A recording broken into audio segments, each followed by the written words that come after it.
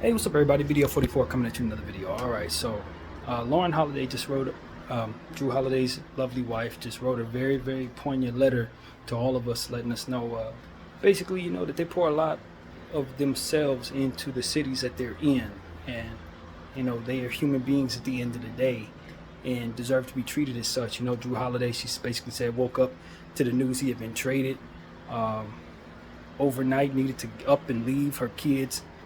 Their kids had more or less, gained relationships with other kids and stuff like that. They got to uproot their family.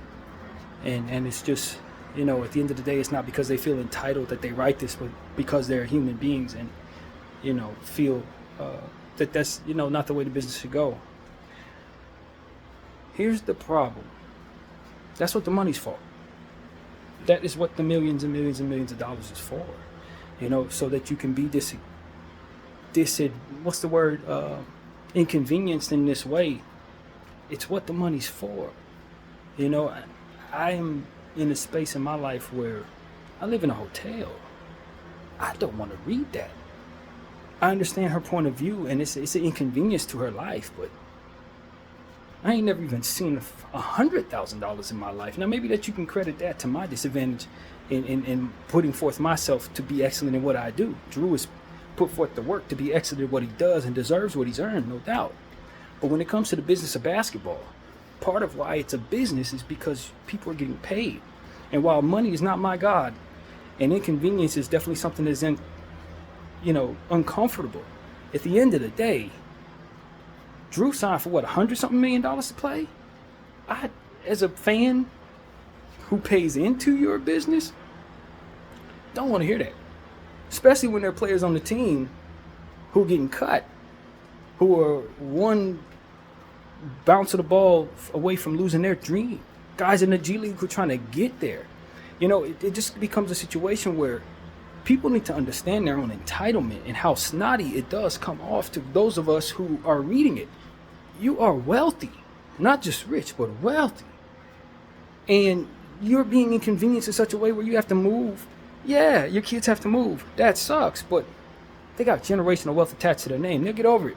They get to move from one mansion to the next and keep the old mansion because you got the money to keep that and buy new real estate. It's like nobody wants to hear that. Nobody wants to hear that, Mrs. Holiday. Nobody. You know what I mean? And I respected it and come from Jrue. And I understand that he poured a lot of himself into Milwaukee. And he deserves to not have to be traded overnight as a human being. Just like somebody doesn't deserve to have to get fired from their job and not know where they're going to lay their head because they're living check to check. I mean, it's just a different respect. And this is what I was talking about on my channel when I said once I got into this situation, I understood different levels of respect for poverty. When you respect poverty, you never speak like that because you're disrespecting poverty when you do. Your inconvenience and all this nonsense ain't got nothing to do with real, actual troubles in this world. They don't. And while I respect, I'm referring to Mrs. Holiday, who has dealt with some health issues that were rather serious, who I understand knows very much about troubles.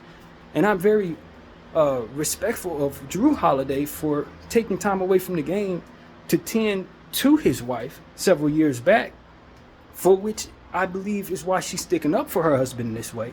What they need not forget is that because of their wealth, they were able to pay for her surgery. Because of their wealth, they're able to pay for their home and the next home and the one after that. And well after his game retires, they will still have wealth to take care of themselves. This is going to be read by people who do not have that, who are already being inconvenienced in circumstances because they got to switch jobs, move out of state because they just can't afford to live there anymore. Places are being, gentrified in such a way people got to move out and don't have any money to pay for that. Like literally. So from my perspective, I want people to understand what it is that they don't respect. It's the same thing I would have said to myself a year ago. Respect what it is that you have yet to learn to respect. Because at the end of the day, if you really go through true poverty, you ain't going to be speaking on no stuff like that. And you're certainly not going to be speaking to everyone, anybody who could possibly be going through real problems in such a way that makes them not respect that you don't respect the things that they may be going through. Keep that to yourself. If you don't like being traded and you hate the circumstance in regards to the fact that your kids have to be uprooted, know that they're going to be moving from one private school to the next.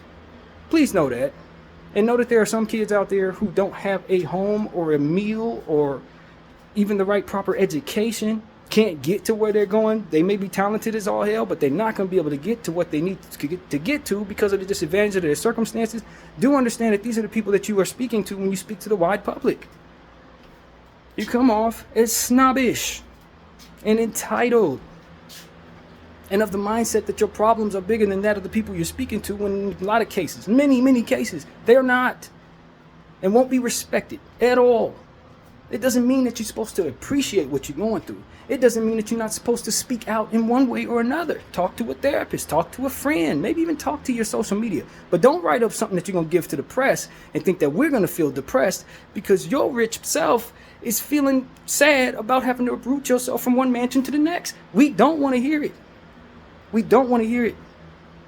And so that's something that needed to be said in the way that it's being said. And look, I'll pray for them. Like, it ain't like I'm sitting there saying, yo, they deserve to be inconvenienced. No, I would much rather see Jrue Holiday in a situation he wants to be in instead of being traded left and right. I don't, you know what I'm saying?